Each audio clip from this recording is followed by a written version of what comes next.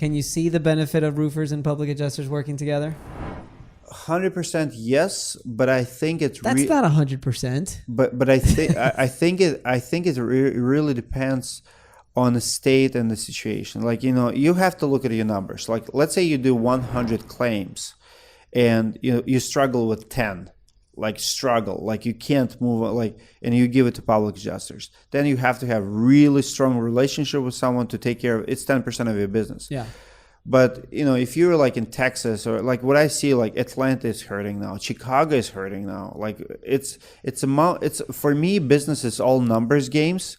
Like if I would have back in the day, if I would have 30% of my business denied and I needed to hire someone, of course I'm not going to say no to 30%.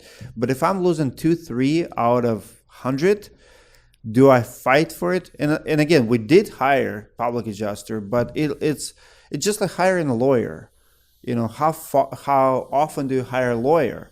I have a good lawyer, I keep him busy with my stuff, but the same thing. Right. So it's I think a roofing business in Texas, in Florida, especially Florida, is very different than a lot of Midwest states. I think it's important also. A lot of times what I hear from my roofing referral sources is the public adjusters that they've worked with in the past. It's not so much the 20% or the 10% that obviously we're going to charge on top of it, which could affect your bottom line ultimately in a little bit. It's really more to finding somebody that could take that portion of their business so that they could maybe focus on, they don't have to deal with the insurance company. They don't have to deal with the follow-up. It's almost like they have an employee, right, who's a public adjuster handling the minutia of the insurance claim. But with the issue that roofers continue to run into, which is what I'm trying to help change in the industry, it's just the public adjuster being on top of their shit. I think my honest answer is, if you don't have employee, for example, if I pay $100,000 salary to someone dealing with insurance claims, he can make a decision when and if we need a public adjuster, and he will hire them as a lawyer, PA, any third party.